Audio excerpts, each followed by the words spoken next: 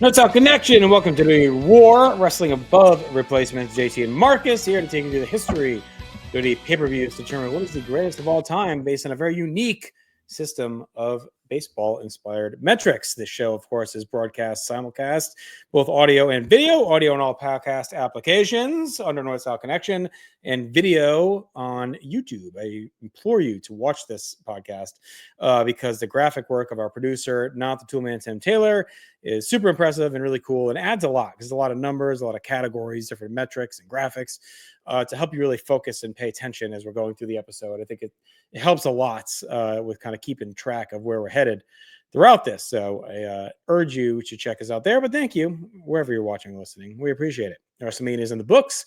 We had a lot of cool content leading up to this year's Mania. So go back and revisit that. Check out our post-show recaps.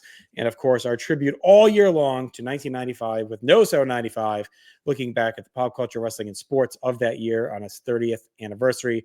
A lot of cool stuff cooking throughout the rest of this calendar year. Marcus, how are you, my friend?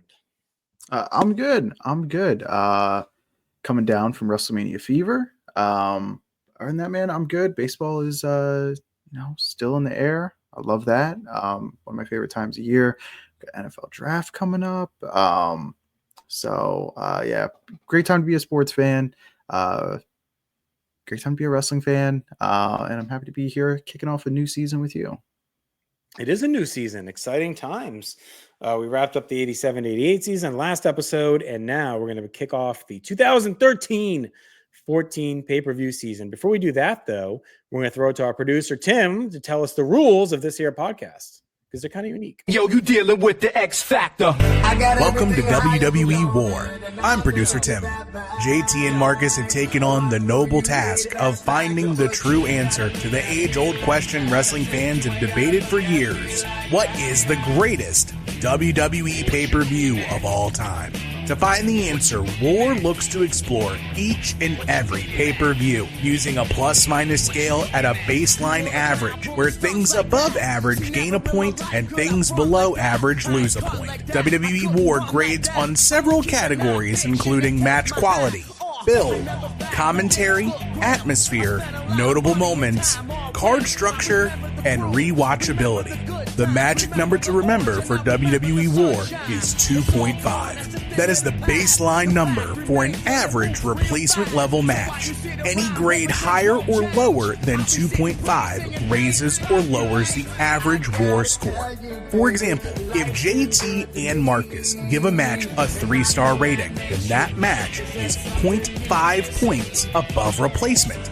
Add all of the totals up and you get your nice round number to give you your match quality grade. There's also a bonus. If there is a match that is 4.25 or higher, or 0.75 or lower, that match receives 2 points or loses 2 points, respectively, for either an all-time great match or an all-time bad match. By the time we're done, we will have composed the most comprehensive list ever for WWE pay-per-views to give you the answer of what is the greatest WWE pay-per-view of all time. Take it away, boys.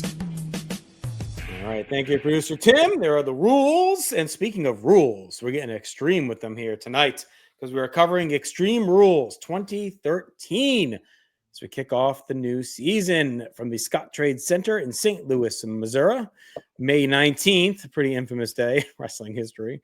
Of course, who could forget it? Attendance 17,529. And other years, they dared to run on May 19th, 2002 and 2019. And who knows yet again when it could come up. All right, let's get into our matches here tonight on this here card, and we'll get the proceedings running. Our opener is Chris Jericho taking on Fandango in a rematch from WrestleMania. And this time, Jericho gets his win back. Fandango got the win at Mania. Fandango Mania took over pop culture with all the dancing and the and all the. That was that year's Mania thing, right? Every year kind of has a Mania thing. That was that one. This match is okay. I think it's pretty in line around what Mania was, 2 3/4 for me. And it feels like Fandango was a thing, and then Jericho kind of makes it not a thing. We'll see where he goes from here, though.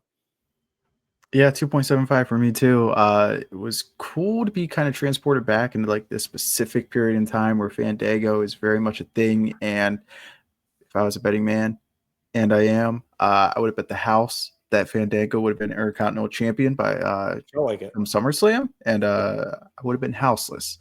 Um, Concussion happens, he gets taken out. We'll see as we continue on with the season where he ends up. But this is kind of one of those Jericho matches where like it starts middle, you're like and then he starts this long back stretch and he sucks you right back in. Mhm. And it's like, It's man, like every run of his. He'd always come back. yeah, The beginning would be shaky, and then yeah, to your point, it's like all of a sudden he'd get the rust off and boom, kicking into high gear. yeah. Yeah, so 2.75 for me. And that takes us to our next match of Dean Ambrose winning the United States Championship from Kofi Kingston. I went at 3.25. Big night for the Shield, as we'll see coming up. This, again, going back to like this period in time, you really see the standout that Dean Ambrose is. Especially just compared to other people on the roster. Even if people have been there for a while, he does not look out of place at all. He definitely looks like he belongs. He's fresh. He brings a different energy level, different sense of urgency to his matches. So, the Shield being a new act, WWE, they kind of look back and like, oh, they changed the game. But that's actually one thing I do kind of buy into when they debut. Yeah. They do kind of challenge everybody to step their game up, and they wrestle with a different sense of urgency and aggression than everybody else on the roster. So I think this match displays that, and Kofi, of course, is just always beyond solid. 3.25 for me. Yeah, same grade for me. And it feels like this is the chapter 2 of the Shield now. Like from their debut to Mania, there are a lot of 6-man matches and they kind of wrestled that way. This is where we start to transition them now a little bit into different stuff. And Ambrose kicks that off, right, with a title win here to kind of get a solo career running. And we'll see more later from the other guys. He does it with no interference, right? That was kind of part of the story that he was going to do it alone. They don't need to run in numbers. And it showcases like they're really behind these guys, right? This is a legit group. And when you look back in history, it tells you it's one of the most important debuts in company history is this group because they build the next, after they show up to date, 13 years of the company is built around these guys as building blocks. So two more than the other one, but all three really are key parts. So, and that really kicks off here. All right, next up is our third match, which is Sheamus taking on Mark Henry. I'll fight him. A pretty good little power brawl here. 3 stars for me. Exactly what you would expect, right? 2 dudes just kicking the shit out of each other. And this was a strap match. So they use that weapon pretty good. It's only 8 minutes, so they keep it tight. I thought it was good too. It didn't find its way to the usual strap match tropes, which I liked with the dragging and the pulling. Like they kind of did it in a different way. So I liked that about it. And it's really kind of our first, extreme rules match of the night. The first 2 matches were pretty straightforward. Yeah. Not quite as extreme as your t-shirt there. Good stuff. 3 for me as well. A quick side note, even when I hear Sheamus cut a promo now, it goes through this translator in my brain of Aaron from our network doing the Sheamus voice. I'll fight him. I'll fight him. I don't think that's this match. I think that's later, or was it before that? It was like it's a SummerSlam. One of the SummerSlams, I think, is when it's kind of starts Sheamus's face turn. It might have been the year before, but yeah, either way, good stuff here between these two. All right, our next match is Alberto Del Rio taking on Jack Swagger. This was originally supposed to be a triple threat match with Dolph Ziggler for the World Heavyweight Championship. As Ziggler had cashed in on Del Rio.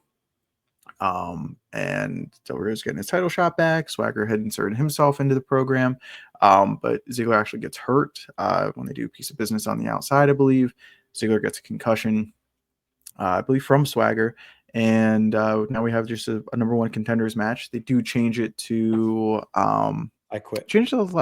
What is it? I Quit, right? Yeah. They changed it to I Quit. They don't have a traditional I Quit match. It's kind of wrestled just like a standard TV match. Yeah. But instead of inserting a false finish and a pin, it's just asking if they would quit. They do your typical stuff with the WWE approved weapons or toys, as we hear a million times on this night.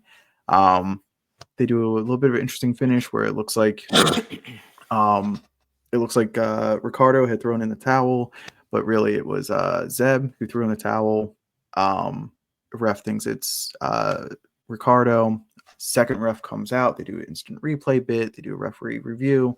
They continue the match, and Del Rio ends up picking the win. So I went 3. It was just different. It felt like they had more, but it felt like they were forced to wrestle a very specific type of match. And we definitely are in that era where the wrestlers have less creative liberty with what they want to do out there. So I try not to punish it too bad for that. Yeah, 2 3/4 for me. Instead of "what do you say," we get "do you want to quit" over and over in this match. We do get the festive Del Rio face theme, which is always fun. So we get that, and he wins here. So it's obviously setting up his big rematch with Ziggler, coming off the night after Mania. But a fine match. I mean, swagger. You can only get so excited about him. His best stuff still to come with the Real Americans, so we're not quite there yet. Mm-hmm. All right, we roll on. Match number 5 takes us to Team Hell No versus the Shield for the tag team titles. The gimmick here is a tornado match. So all 4 guys are in the ring the whole time. I went 3 1/4. Like, it was good. It was a little disappointing. I do like Team Hell No as a gimmick. And the Shield is still kind of getting there. So, like you mentioned earlier, though, it's a big night for them. They take home all the gold. Rollins and Reigns win the belts here. So now the Shield stands tall. With all the titles in WWE outside of the big ones. So I think that's a cool approach. I liked it. It was time to get the belts off of Hell No as well and kind of get Bryan settled into a singles run, which we needed as well. So again, good match, but maybe on paper you think it'd be a little bit better. Yeah, I went 3.75. I really liked the way this match was worked. I liked the urgency everybody worked with. Danielson's in there doing his thing. Kane is serviceable, and Reigns and Rollins, again, like, they bring the intensity, they bring their urgency in this match. I like the pace of this match. Like, they just keep it humming. The match was over before I knew it. You get the cool finish, the diving knee and the burning hammer gimmick from Reigns is super cool. And again, we're kind of crowning the Shield here, and we got like a cool build up to it too. It's not like they just debuted and put the titles on them. They let them get established first on TV and let them naturally work their way to the titles. So I really care for this match a lot. 3.75 for me. And that takes us over to match number 6, which is Randy Orton taking on the Big Show. This is Fallout from WrestleMania, where the Shield ends up picking up the win over Sheamus, Orton, and Big Show. We get some drama, some boy drama following after that. And it results us to Orton taking on Big Show here in his hometown. This match was like an awakening for me. I consider myself a pretty big Randy Orton fan. He's definitely high up in my GWWE. Whether you want to look at his longevity. But my favorite thing about him is his crowd control. And just the way that he paces his matches and the little things that he can insert. I somehow forgot about this match, and it was like I uncovered a gem. Like, if you've ever wanted to see Randy Orton work as like a hometown hero, like Crockett territory babyface or something, like, this is the match. And then, like, a cool thing about this match, I sat and I counted every 10 seconds something is happening, and you wouldn't think that with Orton and Big Show. But every 10 seconds, they are moving. So I don't know, like, if they just saw kind of the pace of the night and figured, hey, we need to pick it up or what. But, like, these guys keep this match moving. And again, you think Big Show past the year 2003, you're, oh, this is going to be a slog to get through. But not this match. Like, I would encourage anybody to go check this match out. It was quite the awakening for me. Yeah, I think you covered it well. I went 3.5. Extreme Rules gimmick worked well for them. I think it's a nice check on Show's resume. That has a lot of blemishes sometimes in there, but this is a good one. Orton definitely hustled. He has a good season, so we'll talk about it as we go along. All right, match 7 is our world title match: John Cena versus Ryback, and this is a last man standing match. Goes 21 minutes. This was like my awakening. I really like this match. I thought the crowd was into it. I thought Ryback was really impressive. I thought he had some good aggression, so different offense mixed in. It was a guy that came in knowing this was his chance to make it count, and he wrestles that way. And we do get kind of the non-finish where they both get wiped out toward the end up on the stage. Cool moment where Ryback spears Cena through the video wall. So like they do some big spots, some big bumps. And they do kind of the non-finish, but it's okay. It's not the main event, and they set up the next month as well for the rematch. So I went 3 3/4. Like I could not believe how into this match I got.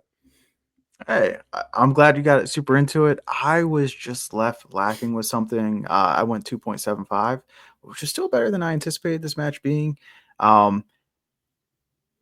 Maybe I was dinging it too much for the decision, the finish that they went with.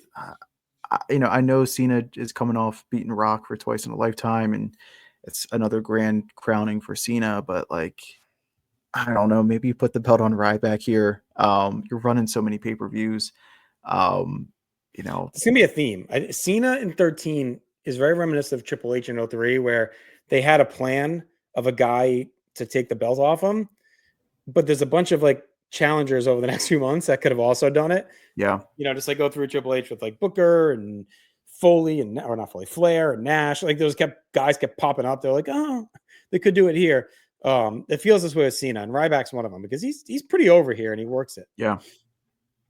Yeah.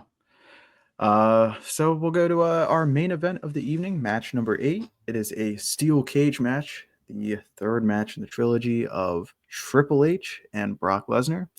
Brock Lesnar picks up the win. I went to 2.75. Definitely not anywhere near as bad as the SummerSlam match, if my memory serves correct. Better than the WrestleMania match as well. Triple H can work a steel cage match. Brock, I think, is just an incredible worker. Super high on my GWWE when we did that stretch project. But overall, this feud ends up hurting Brock so badly. We're going to see over the course of the season, how exactly does he get rehabbed going into 2014. It's, I don't know. The match is okay. It was not needed. It was like, and at the time, no one knew how long Brock was staying for. Like he came back right after Mania 12 in 2012, and it was like,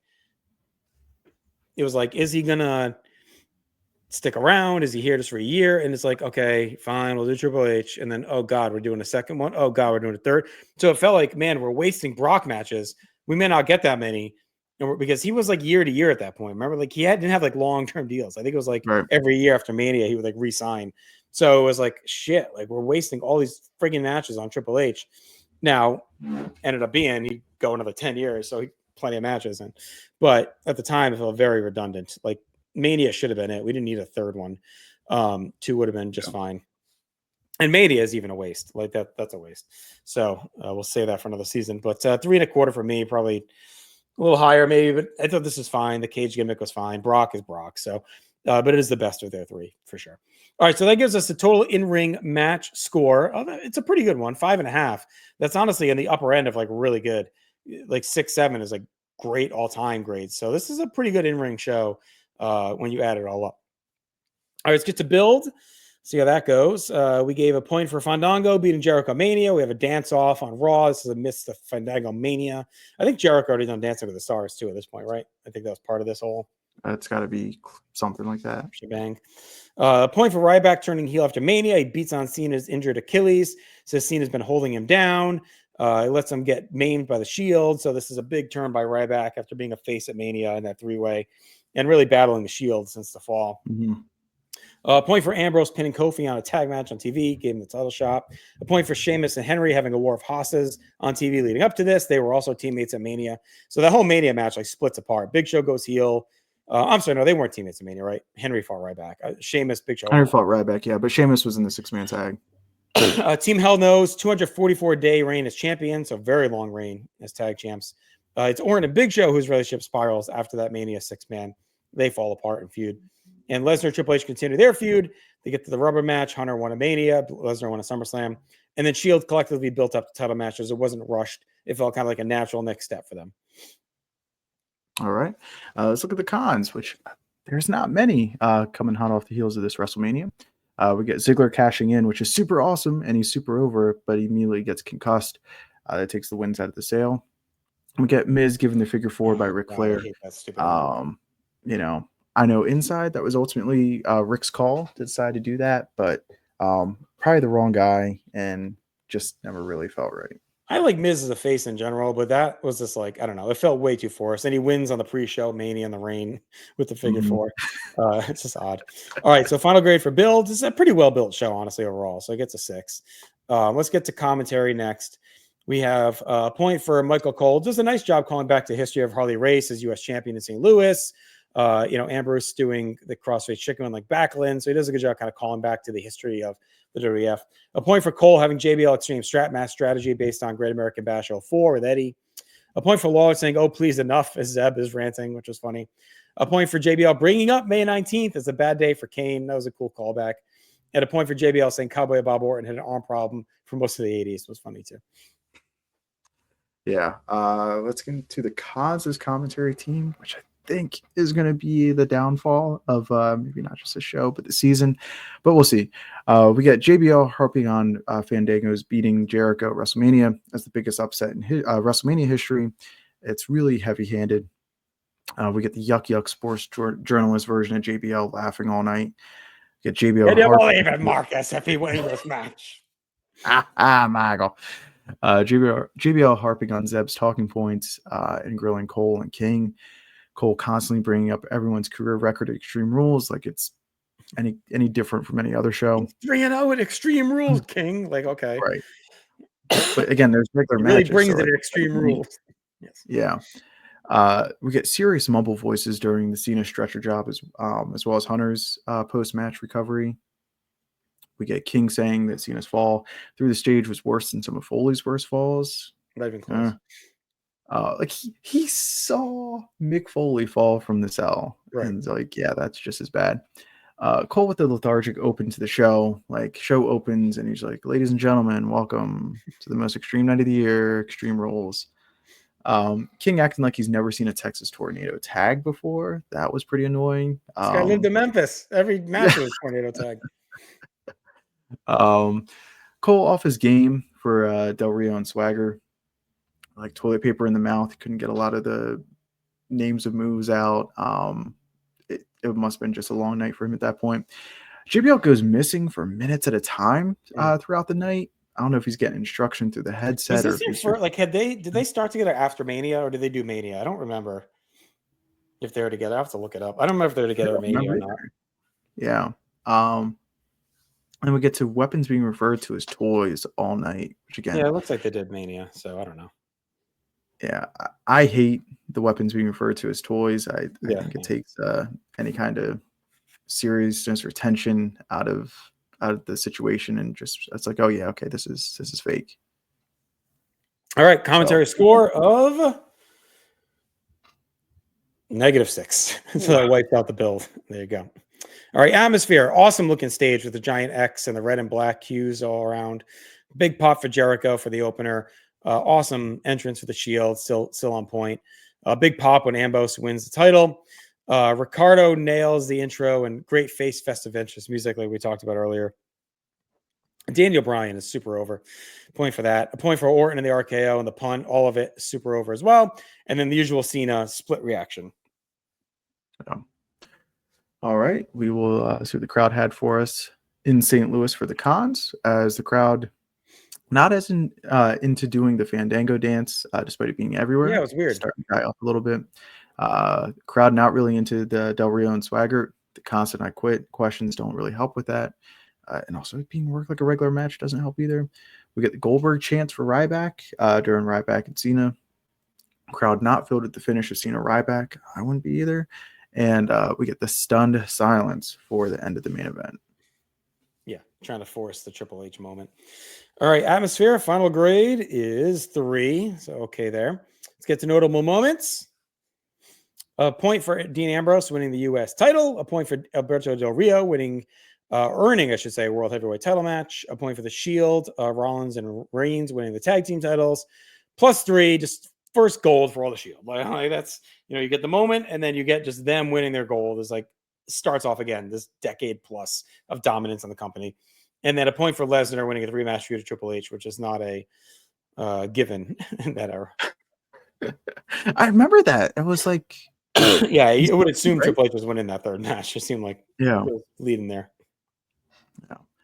All right, let's get into the cons. Fandango losing for the first time, clean, undoing his WrestleMania win right away instead of building on it.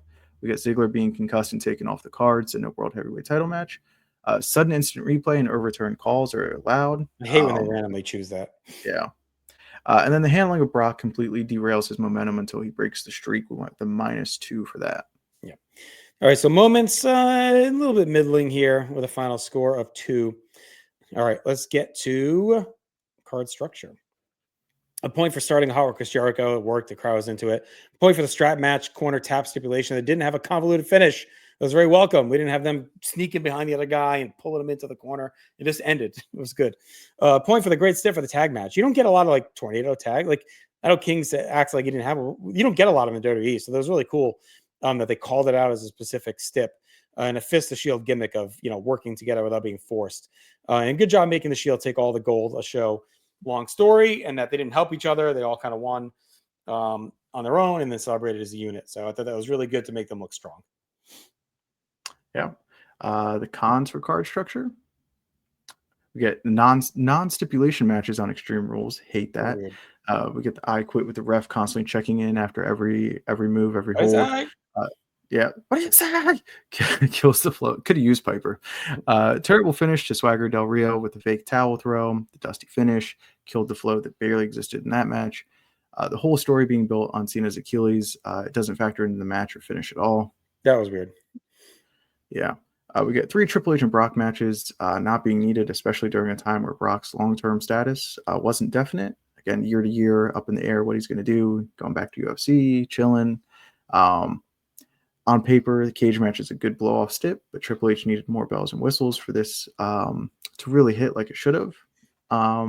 We get Ryback and Cena starting with a series of lockups and headlocks. Should have been a hot brawl, especially that late into the card. Just get straight into it. And Triple H standing tall has to be the closing shot of the show. Talk about not reading the room. We just didn't need it. I know the storyline kind of goes that he starts like abusing the position, right? Because he gets into but it still feels, I don't know, like, all right, we don't like, no one's buying it. You're not getting your ovation. Just move on. Yeah. They tried it at SummerSlam too, didn't they? When Brock broke his arm, I think they tried to do the same thing. It goes nowhere. Fans boom. Yeah, it's like, what are we doing? All right. War score for card structure. Again, not great. -4. Let's get to rewatchability. Point for Dean Ambrose winning the U.S. title on his own and the Shield celebration with it. A point for Orton punting Big Show to a big pop. And then a point for Ryback's dismissive power offense. I thought it looked really good with him just chucking Cena around. Yeah. Our minuses or cons for rewatchability. We got Zeb's never-ending pre-match ranting with Fox News talking points, talking about the Cardinals having foreign-born players and racist points on Alberto Del Rio. Move on, get on with it. Do you want to quit? And then we get Brock's knee swelling. All right, so kind of a wash on rewatchability here with a 0. All-time matches. I don't believe we have any. No good, no bad. So that gives us a final score of 6.5. So look, there was potential. The in-ring was really good. The build was well done. Decent atmosphere, but the commentary is terrible and the card structure is not there. Not a super rewatchable show. Not a lot of big moments. It's just kind of a show that exists. It is our 110th show out of 131. So bottom of the barrel. Tied with King of the Ring 94. And this tells you it's an interesting in-ring show that it couldn't be a 94 pay-per-view for best match. But I think we had Brett Diesel aggregate higher, I believe would be the one over anything here. And then TLC 11 slightly behind it. So there you go. Let's quickly do our top 10, Marcus, and then we'll get on out of here. All right. Number 10 for us is SummerSlam in 1999 with a 38.25. Number 9, SummerSlam 1992. Same score, but had the tiebreaker. The SummerSlam 2001 is number 8 with a 39. Number 7 is WrestleMania 7, 39.5. 6 is Vengeance 2005 with a 41. Number 5, SummerSlam 1990 with 42. Coming in at number 4 is the 2002 Royal Rumble with a 44. Number 3, SummerSlam 2005, 46.5. And number 2 is WrestleMania 22 with a 56.5. And our number 1 show, we'll find out soon, someday, if it'll be an outlier or the standard, ECW One Night Stand 2005 with 79. So that'll do it for us here tonight. We'll be back in 2 weeks with another great show, which we'll be covering Payback 2013. And interesting show because it was actually I believe the first show after the launch of the PlayStationNation.com website. So there you go. Ooh. That's how far back we're talking. Good to hanging out with you, Marcus. Again, check out everything North South Connection. WrestleMania season may be over, but you can go back and relive a lot of the cool content we churned out. And then continuing again to look back at 1995 as the year goes on. Be sure to live your life above replacement level. We'll talk to you in 2 weeks for some Payback.